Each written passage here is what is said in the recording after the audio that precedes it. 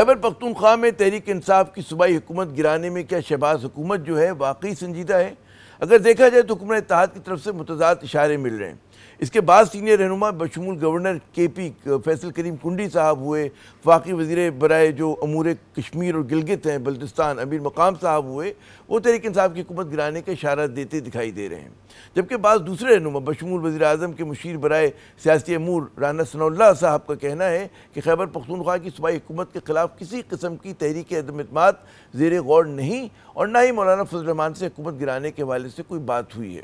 حکومت کی پالیسی میں ابہام جو ہے وہ غیر دانستہ سے زیادہ دانستہ دکھائی دے رہا ہے، کیونکہ رانا ثناء اللہ اور فیصل کریم کنڈی صاحب جو ہیں دونوں ہی گزشتہ روز ہونے والے اس اجلاس میں شریک تھے جس میں وزیر اعظم نے خیبر پختونخوا کے حالات کا جائزہ لیا۔ اگر دیکھا جائے تو آئینی بینچ کے مخصوص نشستوں کے فیصلے کے بعد کے پی اسمبلی میں حزب اختلاف کی 5 جماعتوں کے اراکین کی تعداد یکمشت 27 سے بڑھ کر 53 ہو گئی ہے، یعنی کہ 25 نشستوں کا اضافہ۔ آئینی عدالت کے فیصلے کے بعد جو ہے 35 آزاد اراکین کو یہ اجازت مل گئی ہے کہ اگر وہ چاہیں تو علی امین گنڈا پور کی حمایت سے دستبردار ہو سکتے ہیں، ان کے خلاف کوئی کارروائی نہیں ہوگی۔ کے پی اسمبلی میں سادہ اکثریت کے لیے جو ہے 73 اراکین کی ضرورت ہے۔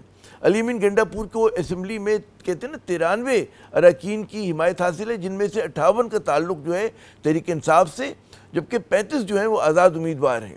گو کہ آزاد امیدوار جیسے کہ میں نے پہلے کہا کہ عمران خان اور تحریک انصاف کا نام لے کر کامیاب ہوئے، لیکن فلور کراسنگ کی صورت میں جو آرٹیکل 63A ہے اس کا اطلاق ان پہ نہیں ہوگا۔ لیکن صوبائی اسمبلی میں حزب اختلاف کی 2 جماعتیں تحریک انصاف حکومت گرانے کے حق میں نہیں۔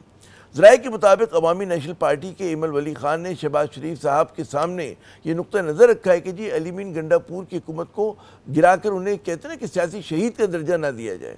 دوسری جانب ذرائع کا کہنا ہے کہ جی جمعیت علماء اسلام کے سربراہ مولانا فضل الرحمان صاحب بھی جو ہیں خیبر پختونخوا حکومت کے خلاف کسی بھی قسم کی جو ممکنہ تحریک عدم اعتماد ہے اس میں شمولیت کے لیے تیار نہیں۔ لیکن، اور یہ لیکن بہت بڑا ہے، کہ اگر کہیں یہ فیصلہ ہوتا ہے کہ تحریک انصاف سے اس کا آخری قلعہ بھی چھیننا ہے تو شطرنج کی جو بساط کا جو ہے نقشہ وہ بدل سکتا ہے۔ ایک طرف صوبائی حکومت کے خلاف حکمراں اتحاد کا بظاہر مضبوط ہوتا محاذ ہے، تو دوسری جانب علی امین گنڈا پور نے کے پی حکومت کے خلاف سازش کرنے والوں کو پھر سے چیلنج کر دیا ہے۔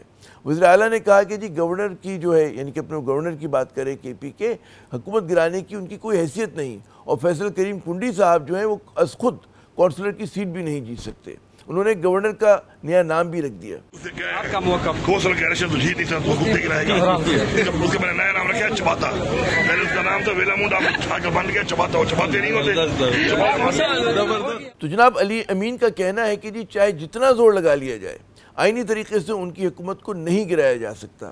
ویسے سیاستدانوں اور سیاسی جماعتوں کے کرتب دلچسپ ہیں، ان کے بیانات اور وہ کہتے ہیں نا ترجیحات دیکھ کر لگتا ہے یوں ہے کہ پاکستان میں دہشت گردی کوئی مسئلہ ہی نہیں۔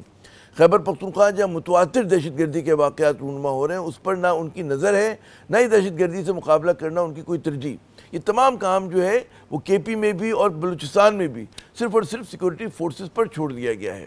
کیا زمانے میں پنپنے کی یہی باتیں ہیں؟